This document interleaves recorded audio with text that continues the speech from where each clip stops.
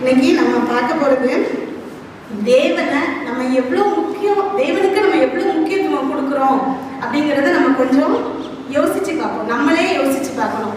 நம்மளை பொறுத்த வரைக்கும் தேவனுக்கு நம்ம எந்த இடத்த கொடுத்துருக்கோம், நம்மளுடைய சாய்ஸ் எதுவாக இருக்குது அப்படிங்கிறத நம்ம இன்னைக்கு தியானிக்க போகிறோம். ஆதி ஆகமத்தில் தேவன் என்ன செய்கிறாரு? மனுஷனை படைக்கிறாரு. படைச்சிட்டு அவர் என்ன சொல்கிறாரு?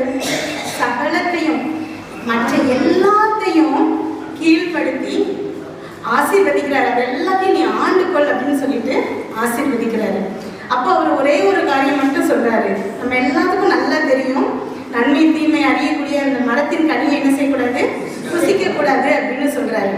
இப்போ அந்த மரத்தின் கனியை புசிக்க போறாங்க. சர்ப்பம் ஏமாத்திருச்சு, புசிக்க போறாங்க. தேவன் நினைச்சிருந்தா அதை தடுத்திருக்க முடியுமா? முடியாதா? எல்லாத்தையும் அவர் தானே உருவாக்கி இருக்கிறாரு. அப்படிதானா? இந்த கனியை புசிச்சா எவ்வளவு பாவம் வரும், எவ்வளவு கஷ்டங்கள், இதெல்லாம் அவருக்கு என்ன செய்யும்? நல்லா தெரியும். அப்போ அந்த கையை தடுத்து நிறுத்திக்கலாம், அந்த பலம் இல்லாம பண்ணிருக்கலாம், எவ்வளவோ விஷயங்கள் இருக்குது. ஆனா அதெல்லாம் என்ன செய்யல. ரட்சிக்கப்பட்ட புதுசுல நான் வசனங்களை வாசிக்கும் போது எனக்கு இந்த கொஸ்டின் அடிக்கடி வரும். தேவனால எல்லாமே செய்ய முடியும், அவரால் செய்ய முடியாத காரியம் ஒன்றுமே இல்லை.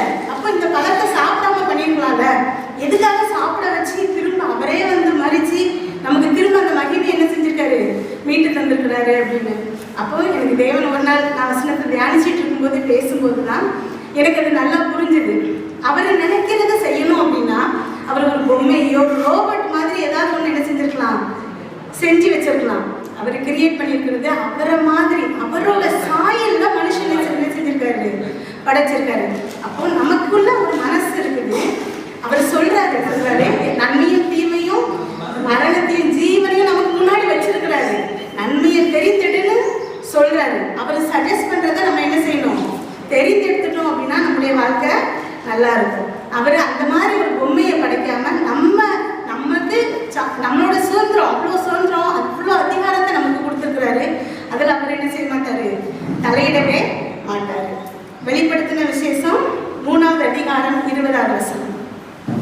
இதோ வாசற்படியில் கட்டியே ஒருவன் என் சத்தத்தை கேட்டு கதவை திறந்தால் அவனிடத்தில் நான் பிரவேசித்து அவனோட போதனம் பண்ணுவேன், அவனுக்கு என்னோட போதனம் பண்ணுவான். இப்போ வாசற்படியில் நின்று என்ன செய்யறாரா?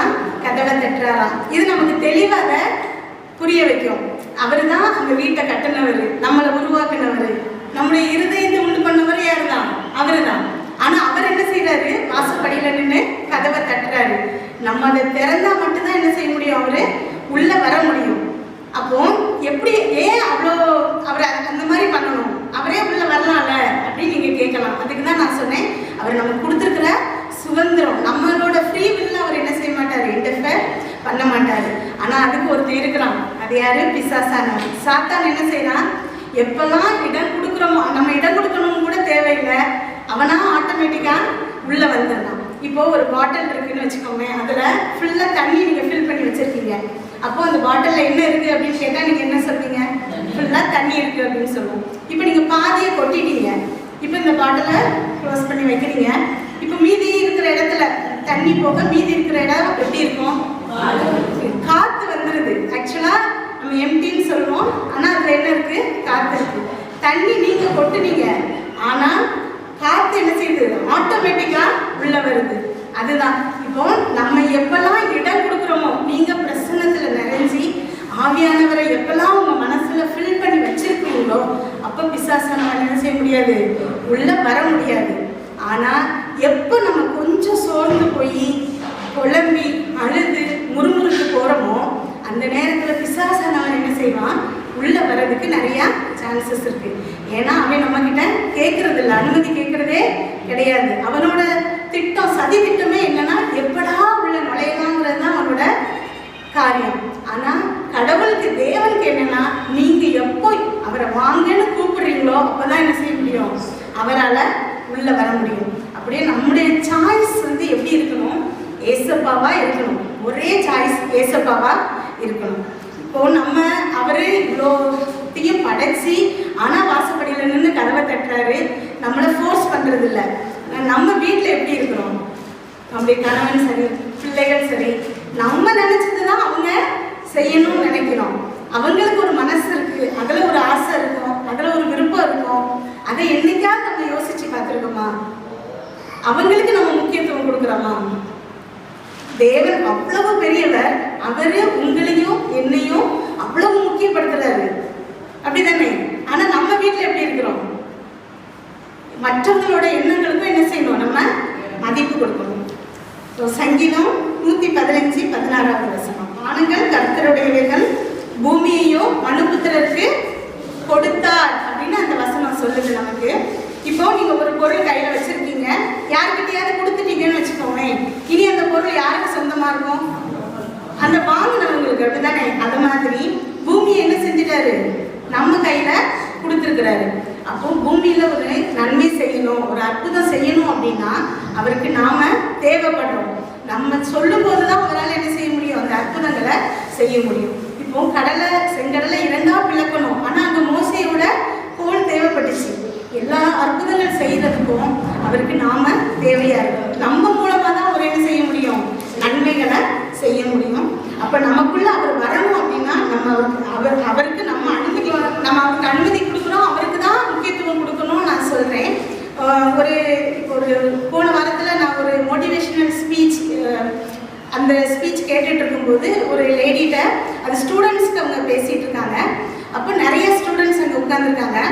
ஒரு பையன் எழுந்திரிச்சு கேட்குறான், என்னால் படிக்க முடியலை, நான் ரொம்ப ஆசைப்படுறேன், படிக்கணும்னு நான் ஆசைப்படுறேன், என்னோட புக்கை எடுத்துட்டு நான் போய் உட்கார்ந்தேன்னா என்னால் படிக்க முடியல.